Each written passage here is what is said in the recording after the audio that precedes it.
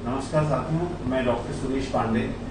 आज हमारे बीच मेरे परम पूज्य गुरुदेव आदरणीय श्री लक्ष्मी नारायण जी गुप्ता साहब उपस्थित हैं। गुरु ब्रह्मा गुरु विष्णु गुरुदेव महेश्वर, गुरु साक्षात परब्रह्म तस्मै श्री गुरुवे नमः। मैं इनको नमन करता हूं और आप सभी को ये बताना चाहता हूं कि इनकी कितनी महत्वपूर्ण भूमिका रही है सभी बच्चों को पढ़ाकर काबिल बनाने में। इनके दोनों बच्चे जो कि मेरे से क्लास सीनियर थे, श्री रामेश्वर प्रसाद जी गुप्ता, जो कि state bank of India SBI में आज रीजनल मैनेजर के पद पर कार्यरत हैं। गुरुदेव आज बताएंगे कि उस समय पढ़ाई का माहौल क्या था। आज से लगभग 35-40 वर्ष पहले जब हम कक्षा 4 या 5 में पढ़ा करते थे, उसके बाद धीरे धीरे गुरुदेव के मार्गदर्शन के हिसाब से हम आगे बढ़ते गए। तो आइए जानते हैं गुरुदेव के श्रीमुख से कि उस समय पढ़ाई का माहौल क्या था, पढ़ाई का स्तर क्या था और क्यों उस समय प्रतिभाएं स्कूल से निकलती थी। गुरुदेव अपने श्रीमुख से आज इस पर स्वयं प्रकाश डालेंगे। उपस्थित सभी अभिभावक महानुभाव, प्राचीन समय के अंदर जब हम विद्यालय में पढ़ाने जाते, अध्ययन के लाने के बच्चों को जाते थे, उसमें एक पहली कारण तो यह है कि बच्चों की संख्या कम थी, तो उस समय के व्यक्तिगत ध्यान अधिक दिया जा सकता था। दूसरा यह है कि उस समय पढ़ाई के प्रति रुचि थी, जिसको पढ़ना होता था वही विद्यालय आता था। तीसरी बात है कि माता पिता का दृष्टिकोण भी यह था कि अनुशासन में पढ़े बच्चे, और माता पिता ये कहते थे कि हड्डी हमारी है और मांस गुरु जी का है, ताकि जितनी शक्ति करेंगे उतना ही इनके अंदर नॉलेज आए। दूसरा यह है कि एक्स्ट्रा टाइम भी उस जमाने में ट्यूशन का कोई प्रलोभन नहीं था। गुरु और बच्चे रुचि रखते थे पढ़ाई के अंदर, तो हम उनको 2 घंटे 3 घंटे एक्स्ट्रा बिठा कर एक काम कराते थे, पढ़ाई भी कराते थे और विद्यालय का गार्डन वगैरह बागवानी वगैरह ये भी काम कराते थे। तो वो क्या है कि कम बच्चे होने से लगन भी थी, अनुशासन भी था, माता पिता का भी शिक्षा के प्रति प्रेम था।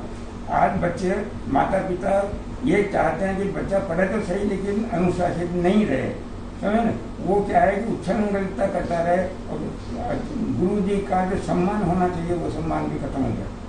प्राचीन समय में ये क्या था कि संख्या कम थी, लेकिन जितने बच्चे आते थे सब टॉप आते थे और सबने छात्रवृत्ति प्राप्त की। जिला के कुंडा क्षेत्र के अंदर खातीखेड़ा एक गाँव ऐसा है जहाँ पर चित्तौड़ जिले में हर बार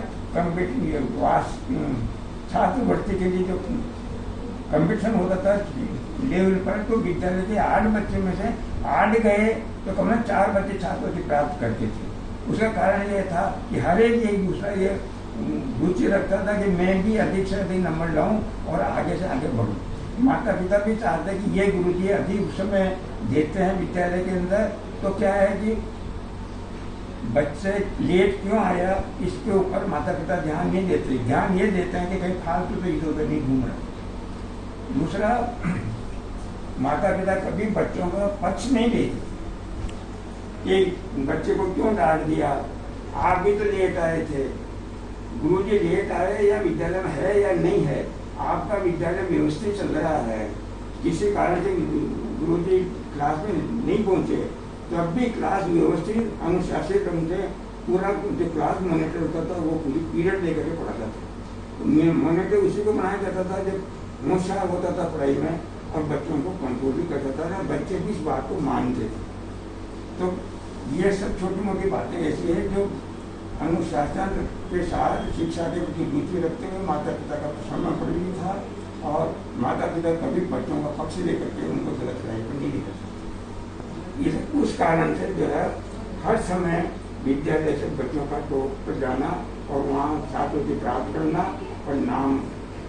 उसे बताया कि गाँव में एक देहात में रहने वाला बच्चा चित्तौड़ जिले में आगे की परीक्षा में छात्रों से प्राप्त कर रहा है। ये सब छोटी मोटी बातें ऐसी थी जिनमें उनका माता पिता का अंदर से जैसा कि आपने गुरुदेव के मुख से सुना कि किस प्रकार से अनुशासन और शिक्षकों का समर्पण और शिक्षकों का बच्चों के प्रति एक रुचि और पढ़ाने की पैशन यानी पढ़ाने का एक जज्बा आदि ऐसे बिंदु हैं जिसके कारण गुरुदेव के पढ़ाए हुए बच्चे आज कई ऊंची पोस्टों पर सुशोभित कर रहे हैं, ऊंचे पदों पर विराजमान हैं।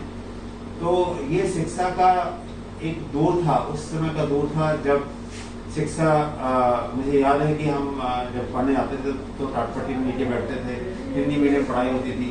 तो आजकल का जमाना ऐसा था उस समय, जो कि आजकल के जमाने से भिन्न था। उस समय कॉन्वेंट स्कूल नहीं थे, लेकिन बच्चों में अनुशासन था। इसीलिए शायद यही वजह है, जैसे कि गुरुदेव ने कहा है, कि उस समय के पढ़े हुए बच्चे आज अनुशासित जीवन जी रहे हैं और जीवन में हर क्षेत्र में प्रगति कर रहे हैं।